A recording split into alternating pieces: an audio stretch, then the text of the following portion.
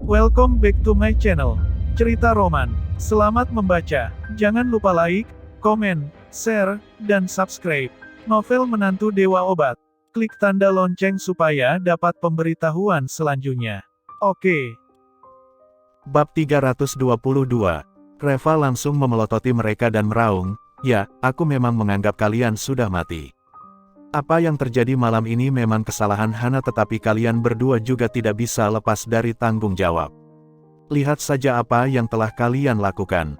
Kalian mengantar putri kandung kalian sendiri ke sini untuk dihina oleh orang lain. Apakah ada orang tua yang seperti kalian? Apakah kalian tidak merasa malu?" Wajah Axel dan Alina langsung memerah ketika mereka diajak membahas masalah ini karena mereka juga merasa bersalah. Tetapi mereka tidak rela dimaki oleh Reva seperti ini. Karena menurut mereka, siapa saja boleh memaki mereka atas masalah ini, tetapi tidak dengan Reva karena dia adalah pria yang tidak berguna. "Apa katamu? Coba kau katakan sekali lagi." Axel menggigil dan menunjuk Reva dengan jari telunjuknya sambil meraung. Alina juga meraung dengan sengit, "Reva, akhirnya kau lepaskan juga topengmu. Sekarang kau sudah berani menunjukkan belangmu ya? Aku sudah tahu sejak awal kau adalah serigala berkulit domba, seperti anjing yang tidak bisa dididik untuk patuh.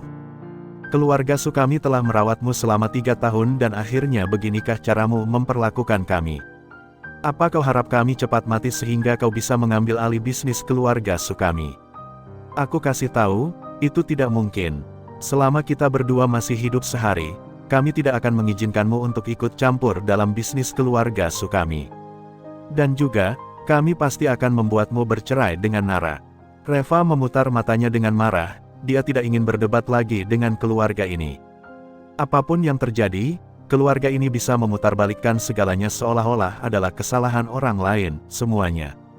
"Kenapa kau tidak berbicara lagi? Aku sedang berbicara denganmu, kau dengar tidak? Dasar bajingan, melihat tampangmu saja bikin aku kesal. Aku akan membunuhmu." Alina yang marah itu langsung mengangkat tangannya dan hendak menamparkan Reva setelah dia menyelesaikan ucapannya barusan. Reva menghindar ke samping sehingga membuat Alina semakin marah. "Beraninya kau mengelak. Kenapa? Kau pikir kau masih muda dan kuat jadi kau ingin melawan, iya? Ayo, sini pukul aku sampai mati, setelah itu bisnis keluarga Su akan sepenuhnya menjadi milikmu. Ayo sini, cepat pukul aku. Aku hanya akan berdiri di sini dan tidak akan bergerak. Kau berani tidak?" Wajah Reva menjadi dingin dan berkata, "Jika kau bukan mamanya Nara, mungkin aku sudah membunuhmu sejak dulu." Alina langsung tertegun, lalu meraung, "Kau ingin menakutiku? Beraninya kau menakutiku? Oke, ayo sini bunuh aku, sini, bunuh aku cepat. Aku tidak percaya, kau sangat hebat sekarang ya." Wajah Axel langsung memucat dan mengibaskan tangannya sambil berkata, "Sudahlah, tak perlu banyak bicara dengannya. Reva, pergilah, kami tidak ingin melihatmu lagi." Hana langsung cemas dan berkata, "Pak, kau tidak bisa menyuruhnya pergi. Dia sudah menamparku, apakah akan dibiarkan begitu saja?" Axel mengerutkan keningnya, Sudah, anggap saja kau barusan digigit anjing. Aku akan memberitahu kakakmu mengenai masalah ini setelah dia bangun. Dia telah berani memukul anggota keluarga kita dan bersikap sangat tidak sopan kepada orang tua. Kedepannya apa masih bisa diatur? Kali ini kita harus meminta Nara menceraikannya." Hana merasa tidak rela lalu menatap Reva dengan gigi terkatup dan berkata, "Hei Reva, aku akan membuat perhitungan denganmu atas masalah ini. Awas saja kau. Aku pasti akan meminta suamiku untuk membalaskan dendamku." Mereka bertiga ribut dan berteriak untuk mengusir Reva pergi seolah-olah mereka lupa siapa yang barusan menyelamatkan mereka. Reva malas untuk mempedulikan mereka. Lalu dengan dingin dia berkata, "Diam. Nara belum sepenuhnya pulih. Kalau kalian mengusirku lalu apa yang akan terjadi padanya? Bisakah kalian menyelamatkannya?" Axel dan Alina langsung terkejut dan keduanya saling menatap. Akhirnya mereka berhenti berteriak dan tidak mengusir Reva keluar lagi. Tetapi tatapan mereka kepada Reva masih penuh dengan rasa permusuhan dan kebencian. Reva duduk di samping tempat tidur dan mengamati kondisi Nara dengan seksama. Nara sudah minum terlalu banyak Nirvana Fly sehingga Reva perlu membantunya mengeluarkan racun di tubuhnya dengan cepat. Jika tidak, Racun itu akan merusak fungsi organ lain di dalam tubuhnya dan ini sangat berbahaya. Setelah berusaha selama 1 jam lebih akhirnya Nara sadar kembali dan dia telah melewati masa kritisnya. Jangan lupa like, dan subscribe, agar admin lebih semangat untuk menyajikan kontennya. Bab 323. Nara membuka matanya dan saat melihat Reva dia menangis. Reva buru-buru ingin menghiburnya tetapi bersamaan dengan itu Alina bergegas dan berkata, Nara, sudah tidak ada apa-apa, sudah tidak ada apa-apa. Jangan takut, Mama ada di sini. Alina baru saja meraih tangan Nara tetapi Nara langsung mendorongnya pergi seperti baru saja melihat hantu dan berteriak, Kau pergi, jangan dekati aku. Alina langsung panik, Nara, ada apa denganmu? Ini aku mamamu. Axel juga mendekat dengan cepat, Nara, kau tak perlu takut, Papa dan Mama ada di sini. Nara berteriak lagi seolah dia sedang ketakutan. Reva buru-buru menarik Nara ke belakang badannya dan berkata dengan marah, kalian jangan mengganggu Nara dulu untuk sementara ini. Energi murni dan darahnya baru stabil kembali, emosi psikologisnya belum sepenuhnya stabil sehingga dia tidak tahan dengan gangguan apapun. Alina dengan panik berkata, siapa yang mengganggunya? Aku kan sedang berbicara baik-baik dengannya. Reva meliriknya sebentar dan berkata dengan suara dingin, perjamuan semalam diatur oleh kalian dan gara-gara kalian sehingga Nara menjadi seperti ini sekarang. Menurutmu apakah Nara tidak akan merasa terganggu saat melihatmu sekarang? Wajah Axel dan Alina langsung berubah menjadi pucat, Reva, apa maksudmu? Apakah kau mencoba untuk menyalahkan kami semua?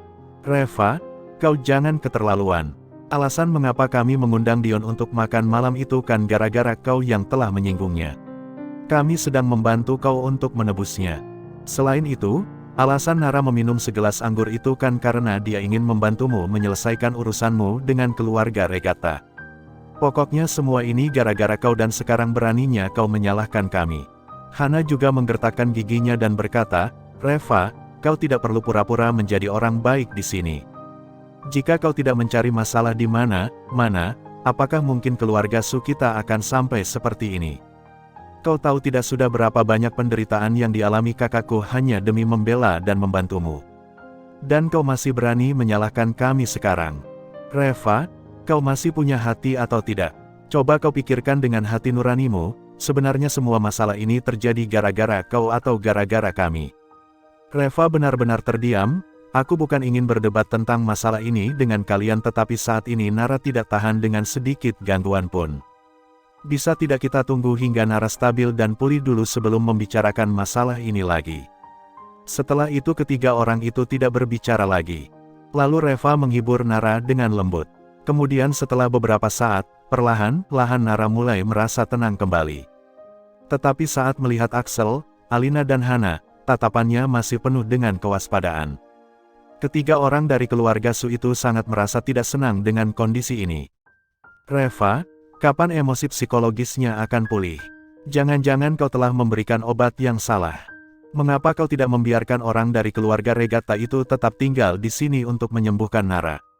Mengapa kau selalu tidak berpikir jauh saat melakukan sesuatu?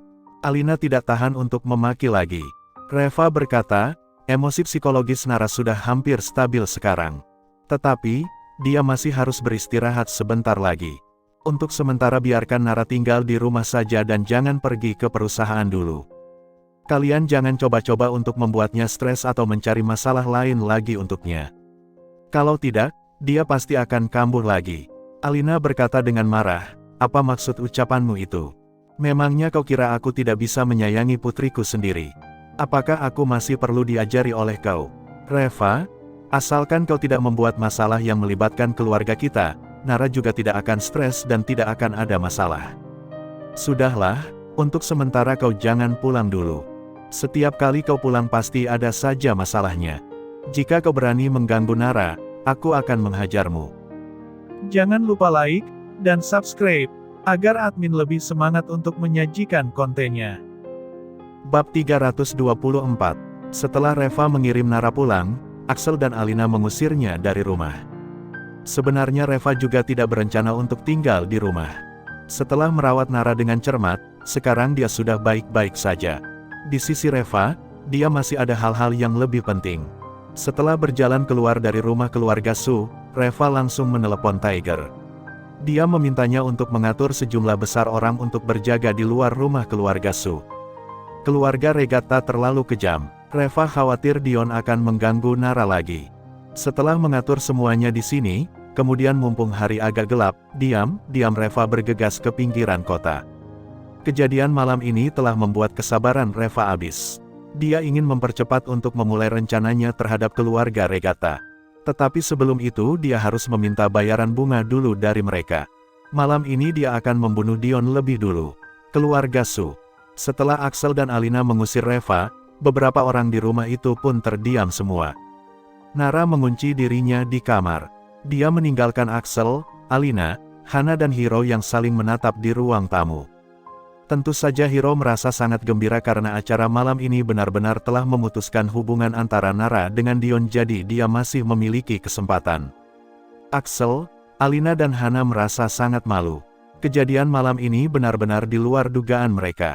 Sebenarnya, mereka semua sudah siap dan setuju jika Nara akan tidur bersama dengan Dion malam ini. Tetapi siapa yang bisa menduga bahwa ternyata Dion begitu tercela. Dia tidak hanya memberikan obat kepada Nara tetapi dia juga masih ingin menghina Nara seperti itu.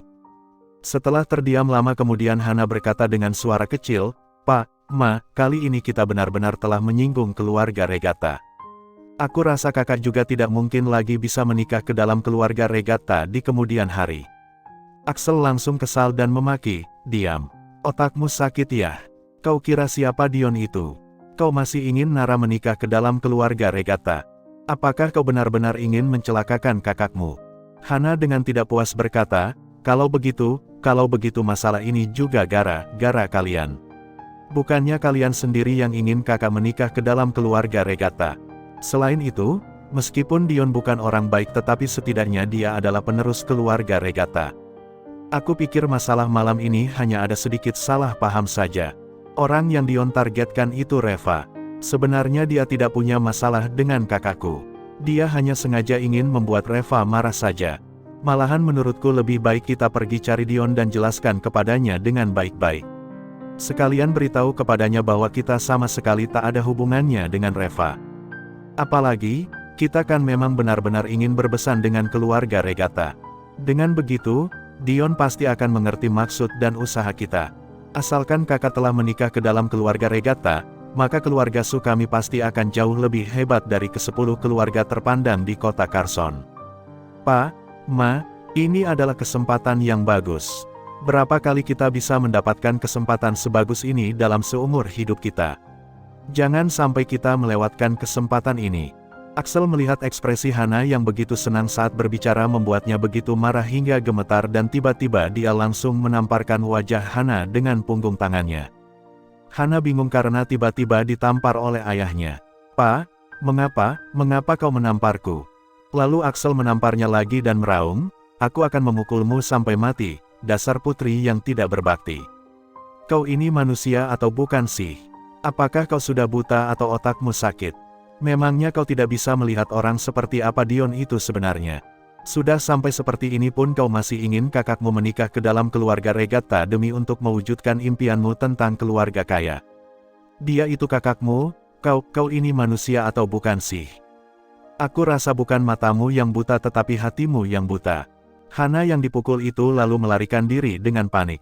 Dia bersembunyi di belakang Alina lalu dengan panik berkata, "Ma, kau lihat dia.